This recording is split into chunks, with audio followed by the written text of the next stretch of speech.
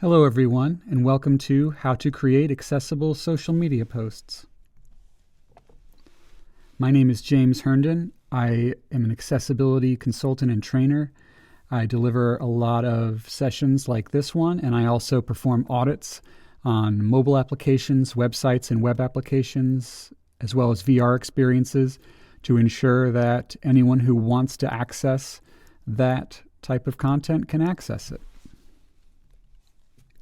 For the structure of today's training, we're going to start with an overview of social media accessibility.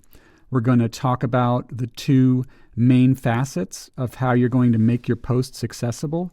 You're going to give alternative text descriptions for images, both still and animated, and then you're going to caption your videos. And then I have some style choices and considerations to share with you all as well. If anyone has any questions about the material today, you should reach out to Chris Daniel. His phone number is 240-777-2809, and you can reach him via email at chris.daniel@montgomerycountymd.gov. And don't forget that there is a web accessibility guide on the county intranet system.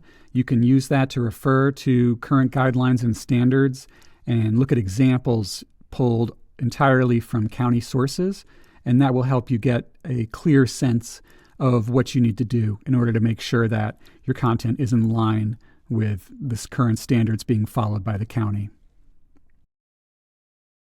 So what is social media accessibility? Well, social media accessibility is the application of the Web Content Accessibility Guidelines to anything we post, any content on X, Instagram, LinkedIn, or any other social media platform. It is about using the tools built into those platforms in such a way that anyone who discovers your content can read it regardless of whether or not they have a disability. Any externally facing digital communication destined for the U.S. marketplace must be made accessible to the WCAG 2.1 Level AA standard. You all are probably familiar by now with the April 2026 deadline that's approaching for meeting that standard, but that includes websites, applications, portals, documents, videos, and social media. Compliance to those standards overall is the responsibility of the platform, but the content we put into it is our responsibility. We are required to use all the accessibility features in a given platform where we post content that necessitates it. Some of the minimums you'll be expected to deliver include having an alternative text description on your images, which we'll explore in detail in just a minute. Also, having either closed or open captions on a video, and we'll review the difference between open and closed captions in a bit. And finally, ensure documents, like PDFs, are WCAG compliant. And I recommend using doc or HTML, as PDF is hard to make compliant.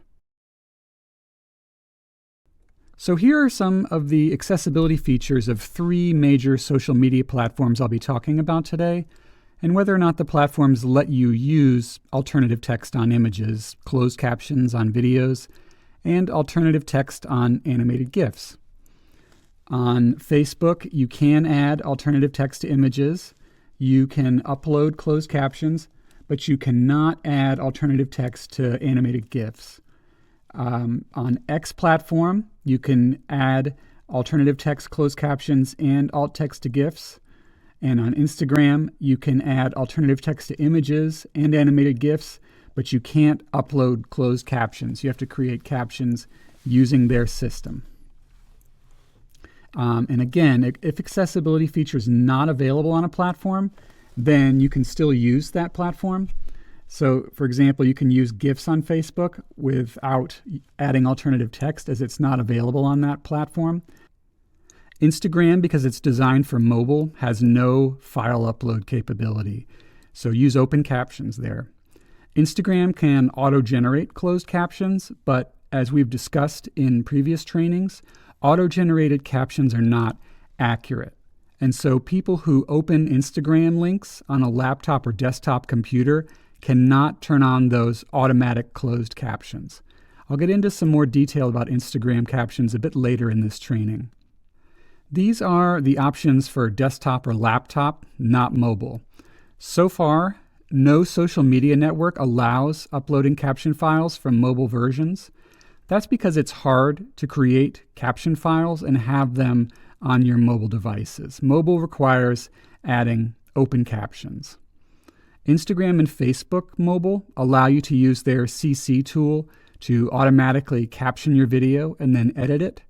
All the captioning styles are not accessible. However, Instagram and Facebook have one that is more accessible than the others. So you're going to want to choose that one, and let me show you an example of that from my colleague, Meryl Evans. Howdy, Meryl here with a tip on how to be a disability ally. Note that there are many disabilities, not just those affecting the senses. There is ADHD, there is epilepsy, chronic illnesses, the list goes on. When you understand this, it will help you be more respectful and understanding. Thanks for being an ally. So this is the It Flips option. There's no caps, there's no motion, no karaoke. They're a bit boring, but really, in terms of accessibility, the best captions are the boring captions. Now, keep in mind, these kinds of things are always changing, so it may be that in 2027, Facebook will allow you to use alternative text on GIFs. I imagine that the Tuesday Tips newsletter will keep you in the loop on such things. But ultimately, your department is responsible for investigating the accessibility features of the social platform and using what's available. You can use animated GIFs on Facebook. You aren't barred from doing so just because alternative text isn't available. But should it become available, then you'll need to use it. And in the meantime, you'll need to write a text alternative as your caption text or as the first comment in the post. And also for GIFs, be aware that some platforms don't let you control whether they play endlessly. LinkedIn does not. X and Facebook allow you to play and stop animated GIFs. So we're going to take a minute to review alternative text, and we'll do so in the context of social media posts. We discussed alternative text in previous trainings, but for those of you who might have missed a session or don't recall, images require an alternative text description that describes the content. This can be for a non-sighted user, but it's also for when there's a bad network connection or high security that blocks all images in emails. Who uses alternative text? People using screen readers, of course. If I can't see the screen, then I need to have the image described to me so I can understand what that image contains. Also, people who use speech input software. This isn't a huge concern when writing social media posts, but just for your edification, I wanted to mention it. And as I mentioned earlier, people with bad network connections or high security accounts are also using alternative text. So imagine if I had built a website that had a magnifying glass icon on the main page, and I had named it 134.jpg. If someone who uses speech input software visits my site and they said, select magnifying glass, it wouldn't work. My site only knows the file name 134.jpg, right? But if I add alternative text to the image that says magnifying glass, then it would work. So people who use a mobile device to connect to the web or have limited bandwidth may turn off images, and what they would see in place of an image is the alternative text. So we're benefiting those users too. And then there's the old adage that Google is blind and deaf and has a billion friends. So search engines can have a rich understanding and taxonomy of the page content that was once just big blocks of information to them, right? Now they have a greater understanding of what's on our site and can point people to it because of the extra information we've provided on the site via alternative text, captions, and so on. So there's an SEO benefit to using text alternatives too. On social media, you are required to add a text alternative to all uploaded images. In the post I'm showing on screen, this is from the county Facebook page posted on April 4th. There are 3 images in this post and none of them have a text alternative. So going forward, we want to be sure to include text alternatives and not rely on any AI-based tools that will write that text, just like we don't want to rely on auto-generated captions for videos. Now, on some platforms, if your post has a link in it, then an image might get pulled from the site you're linking to and appear as part of your post. Those images do not require text alternatives because there's no way for you to add one. If you're linking to a site that you're responsible for, a county site, for example, then of course you'd want to have a text alternative for the image on that page that you're linking to. But in the post itself, if the image is being populated based on the link, then you don't have to worry about that particular image. But for a post like the one on this slide, where the images have been uploaded by the poster, you do need to add text alternatives to the images. How do we do that? Well, each platform is different, but in the image upload section, there will be a place to add a text alternative. In this slide, I have an example in which there's an image. I've added custom alternative text that says, "Mark Elrich and other executives cut a red ribbon in a meeting room." Now here's how to get there on Facebook. I've gone to create a post. I've dragged and dropped this image here. And now what I can do is I can click on the edit button. I can go to alternative text and select it. And you can see this AI generated description may be an image of 3 people, not very reliable, right? So we're going to go ahead and type something in. We're going to say a young woman wears a pink dress and stands before a mirror smiling at her reflection. So this process will be more or less identical for every social media platform. An important side note here, identity can get challenging when you're writing text alternatives. Cooper Hewitt, the Smithsonian Design Museum, has guidelines that are helpful in that regard. I link them in the resources section of this course, but their recommendation is, if it feels important to call attention to someone's skin color in a photo, then we should do so for every picture we post. Because if we don't, then we're sort of implying that anyone whose skin color isn't described is the default person. They also recommend that you avoid calling someone white, black, Latinx, etc., unless it's explicitly part of the photo's theme, because you might not know if that's how someone identifies themselves. So you could say a person with light brown skin, for example. But again, Cooper Hewitt has good guidelines about this subject and advice for how to handle gender identity and so on. In a broader sense, how should you approach text alternatives? Well, you want to begin with any text in the image because that's information a screen reader user can't get from the page because it's inside the graphic element. You should use punctuation. The screen reader will take a pause at things like a period, a comma, semicolon, quotes, and so on. Your text alternative should, of course, relate to the post, but you don't want to just copy the post itself into the alt text because that will not be useful. You want to provide as succinct a description of the image or animated GIF as possible. You want to avoid the stutter effect by not using words like image or graphic in your text alternative, because the screen reader will have already called out what type of content it is. If it's important, then you can include it. There's obviously a big difference between a person's headshot and a cartoon avatar. So in that context, it's okay to say photo or illustration. And for GIFs, you can say that it's animation. Just because text alternatives can help SEO doesn't mean you should fill them with things like, #1 county or America's best place to live and things like that. So let's look at a few more examples. Here we have an image of Mark Elrich with a handful of business owners. The AI text came up with maybe an image of 4 people, car, and text. A better and more specific text alternative would be Mark Elrich poses with 3 local business owners, one of whom holds a certificate. Text, Montgomery County Small Business Saturday, November 30th, 2024. Shop small, where to shop. Icon, heart on shopping bag, county seal, Montgomery County, Maryland, 1776. Hashtag keeping money in Montgomery.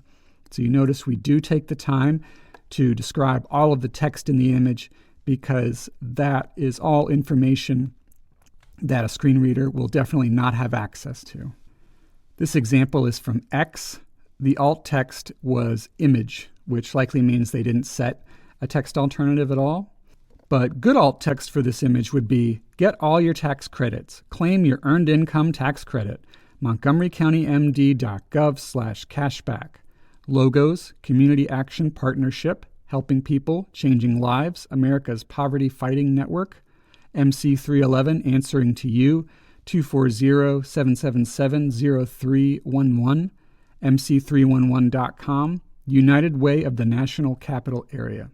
That gives, again, all of the information that is in the image in text, and it's copying it to a text alternative so that everyone has access to it. So notice how in this third example, the post itself is very brief, while the image contains all of the information. In terms of accessibility, it would be better if it were the reverse. If we put the text of this image in the post, then this image could be considered decorative. But as it stands, all of the text in this image needs to be communicated in the text alternative, because a screen reader user will not be able to access it otherwise. And the text alternative is currently not there. It just says image. But some good alt text for this image would be MoComCon, Montgomery County Public Libraries. Save the date, March 22nd, 2025, 1 p.m. to 5 p.m. Black Rock Center for the Arts, March 23rd, 2025, 10 a.m. to 2 p.m. Germantown Library. QR code linking to https://www.montgomerycountymd.gov/library/program/mocomcon.html. Logos, Black Rock Center for the Arts, Friends of the Library, Montgomery County Public Libraries. That's quite a mouthful, so again, consider putting large blocks of text in the post rather than in an image. Here's a fourth example. We have a picture from the Lantern Festival, the ARIA-label, which can substitute for an alt element as a text alternative. The ARIA-label is Rockville Lantern Festival 2.15.251538 by Montgomery County MD. That doesn't describe anything in the image. A good ARIA-label for this image would be, a man and 4 young girls stand on stage beneath a Taiwanese flag at the Rockville Lantern Festival. So, to summarize, alternative text is a way for people to understand the meaning of images. We are required to add alt text to all uploaded images whenever possible. Some platforms do have artificial intelligence that will do its best to put a description on an image, which is better than nothing for people who are not sighted. But as we examine the specific results, it's clear that Gen AI is a pretty weak substitute. And finally, you should keep the alt text concise, meaningful, and contextual to the presentation or the call to action. Okay, so captions on videos. So videos require either open or closed captions that describe the audible content of the videos to somebody who's deaf or hard of hearing.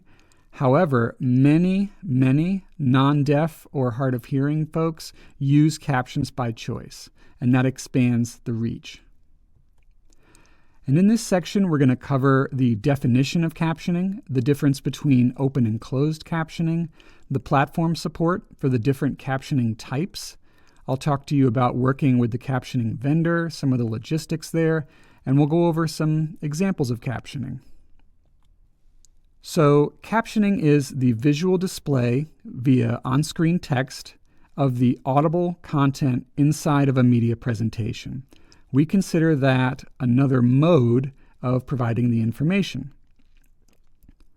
So the mode that was audible is made visual, right? If someone doesn't have the ability to hear, then they can read it instead. So things like audio cues are often added, music playing, and so on. If there's an absence of audio, we would describe that through a caption. Also, things like applause or laughter or sound effects. Captions can be created manually, but if you use a vendor, it's inexpensive. I think it usually costs around $2.50 a minute to caption a video, and they'll have it done very fast. Basically, as much time as it takes for the video to play, that's how fast they'll do it. So it's a good value. Captioning has to be synchronized to the media. I've seen some platforms interchange the words subtitles and captions, but for a US audience, what they mean to say is captions because they're including non-dialogue sounds too. Closed captions versus open captions. The difference between them is that closed captions can be turned on and off. And if you look here at the screenshots from YouTube, on the left you can see that I have a little CC button, so CC being closed captions. And if you clicked on that, then you would get the black box with white text on top of it. An open caption, on the other hand, is burned directly into the video. It's part of the presentation, and there's no way to disable it. So no matter what platform you played it on, you would have captions, which is great for when you're sharing video on systems that do not allow the closed caption option. On some platforms, you don't have a choice, but when you do have a choice, closed is better because it lets the viewers control the captions. Use captioning best practices. Dynamic, hormozai, and karaoke style captions, as I mentioned earlier, are not accessible. Something else to note that these screenshots show, closed captions move up when the video player controls are shown. Open captions don't and can be hard to see behind the player, but fortunately it's not a problem here.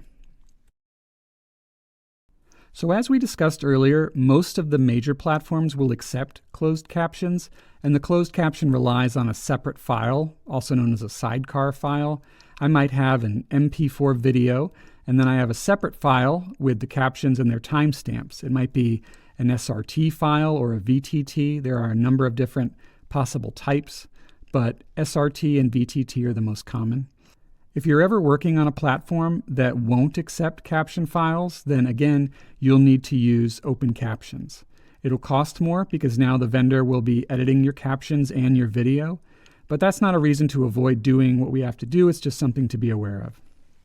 A quick bit of clarification: if a video has no audio and all of its content is described in a post, then captions are not required, as stated in WCAG 1.2.1, audio only and visual only.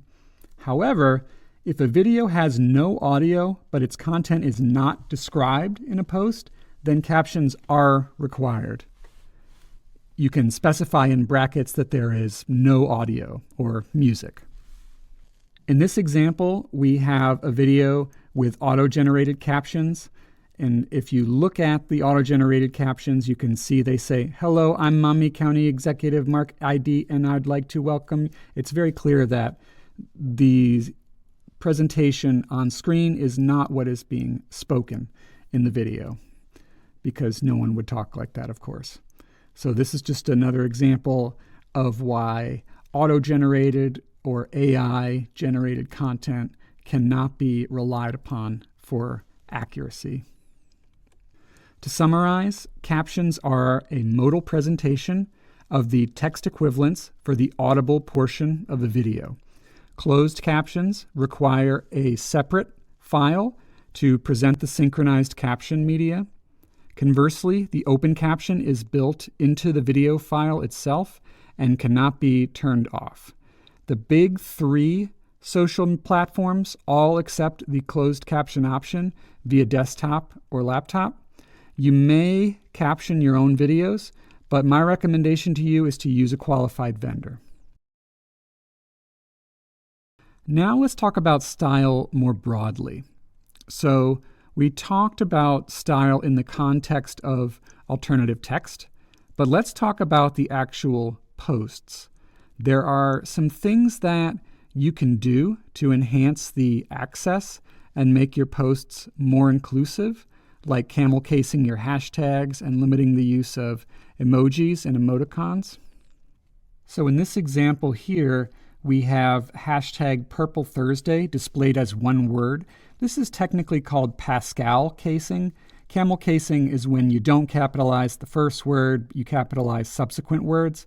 But these are more or less the same thing, and for our purposes. What's important is that you add capital letters when you need to differentiate words in something displayed as a compound word. Emojis and emoticons. The difference, as you may know, is that emojis are actual images and emoticons are pure text representations of an image. Like for a smiling face, you'd type : close parentheses. And a screen reader won't know what that means. Emojis do have Unicode values associated with them, and so you can use them.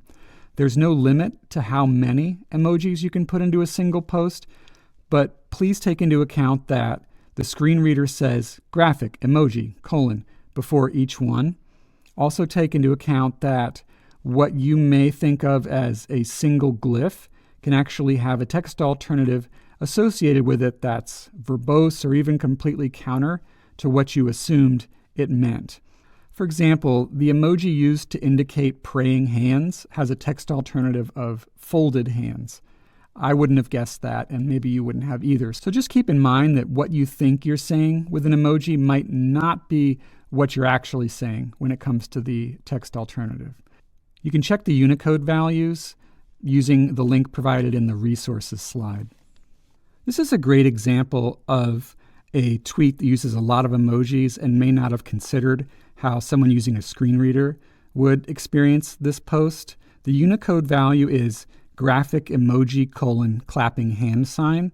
So that means that if I'm accessing this post with, say, VoiceOver on my iPhone, I'm going to hear if graphic emoji : clapping hand sign, y'all graphic emoji : clapping hand sign, don't, and so on.